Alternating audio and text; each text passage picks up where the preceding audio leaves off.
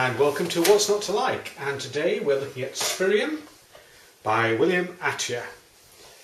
This is a game that we were introduced to by a friend, and the friend had rated it as 10 on Board Game Geek, and I think that was something that in its own right was quite unusual, really. So I was interested to look at Board Game Geek just after playing it the other night, and its rating there is 7.2, which is it's kind of the average sort of rating, isn't it, for most games? And there's always somebody who likes the game a lot, and there's always somebody who doesn't like a game in particular. But I was quite surprised because I think this game's just a little bit more refined than the average game. I think it's extremely well put together by obviously a designer who's out of the top drawer of designers. So it's I was a bit surprised that it wasn't rated, sort of a bit higher, really. So I read a few of the comments on that, and that's really kind of the nub of what I want to talk about today, because I think there's lots of things about this game that really recommend it. So very quickly, some of the points are that I think it's got a lot of tension in the game, but not a lot of aggression. So you don't feel really hammering other players, but you've got that nice interaction there going on. It's not a very long game to play. It probably plays in an hour and a quarter, an hour and a half. And I think that's a recommendation for a game with it, because although it's only not a very long game, I think you feel you really get involved with it. You can really get your teeth into it. I think that's quite a strong recommendation for a game. It plays really well. It's quite quick. There's not too much downtime, and it's not a very expensive game. So you kind of think to yourself, well, what do people want if not a game like this that's really got some meat on the bone and really delivers? So I read some of those comments, and I'll come back to that later on. But the best bits for me in this game, in terms of the design, and we'll look at it from a designer's point of view here, is that the principal action is to take one of the meeples and place it between two cards. So anywhere on this grid over here, which is called the marketplace.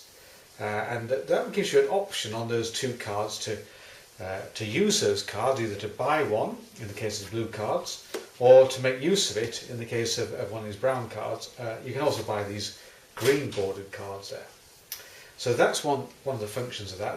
And what I like about this is that you do that as one action, and that's all you do in your turn. So that's a nice turnaround. But such a powerful little tool, because this little meeple does all sorts of work besides that that's kind of action timing of the game.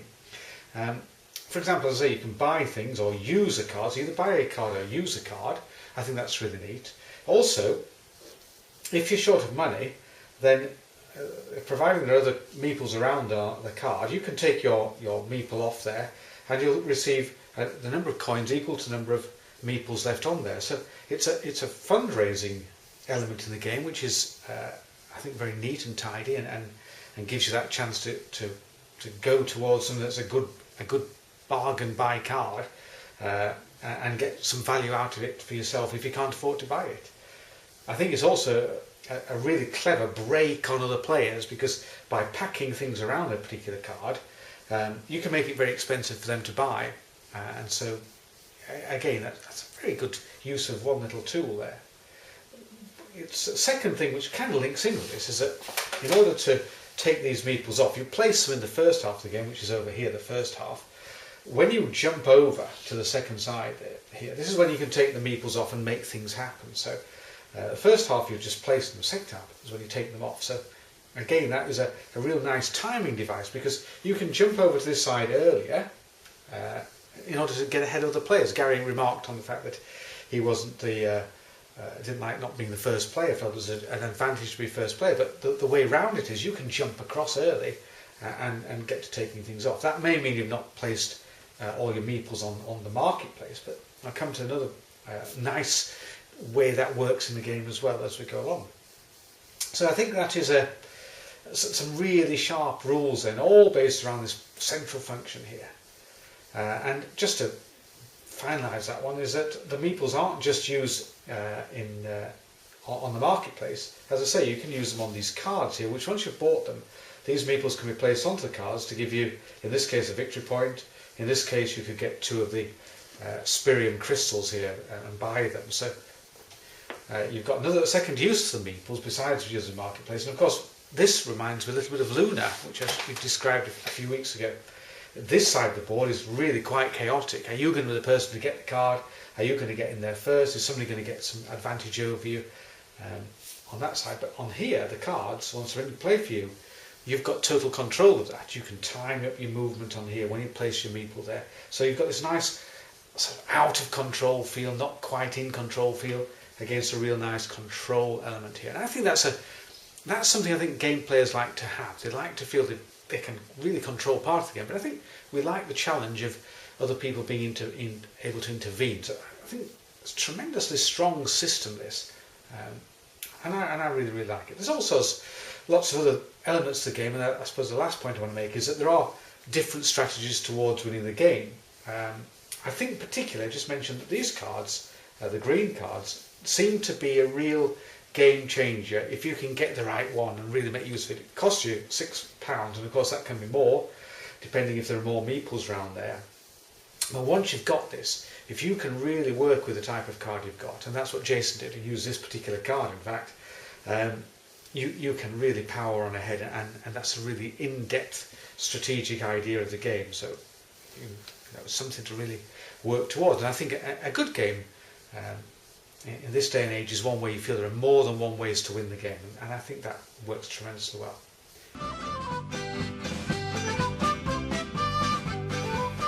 Okay, so let's go back to that first point about why it's not rated so highly. Why is it not regarded as a classic game? And we know William Attier designed Caelus, which is regarded as an out-and-out classic. What's the difference, really? Because I would say I prefer this to Caelus. Quite honestly, I'd much rather play this than Caelus. So why is it not regarded as a classic? Well, one, it's not as original as Caelus. Caelus introduced a concept there of moving up that ladder of buildings, the row of buildings along the road there, to a really new, nice idea that people could embrace and sort of explore. This has got systems that we've seen before. Use of buildings here to generate victory points and to generate other things if need be. And over here, this really neat system here, a lot of people compared it to Keyflower. Well, Keyflower's not that much older game than this one, but I think that's a fair point. This surrounding a card, in this case it was a hexagon in there in Keyflower, and then using your meeples to generate tension between players, who's going to get that advantage.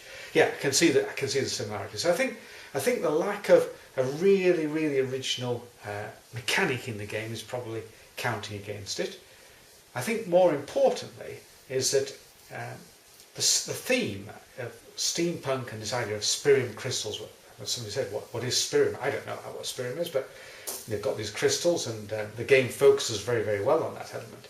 Is it asking too much of players to sort of embrace a kind of general steampunk idea and general resource management thing, buildings, meeples, people, workers, without anything more to hang your hat on, without a really a theme based in reality? Is that a weakness of the game? Yeah, I guess it is. I mean, I would certainly say from my experience of playing games, if you've got a game that you feel has got is linked to a reality situation, I think they get more involved in it. I think that helps a lot.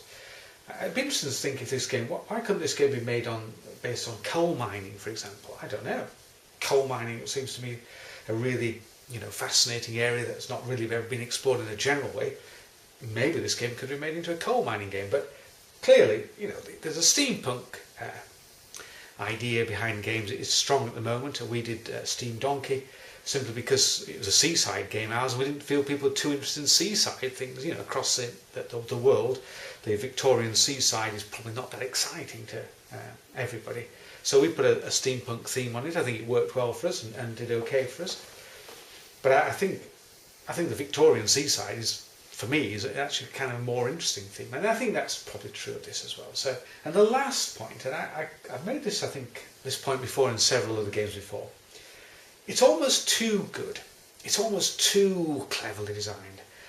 Is this game? There's no kind of angle on it that feels a bit kind of quirky and odd, where people can really pick up on something and maybe have a laugh because of it, or take the game down a certain route because of it. I think lumpiness in a game is something that really makes a game stand out from the crowd. Something that really kind of makes you think, well, yes, why is he doing that? That's a bit odd.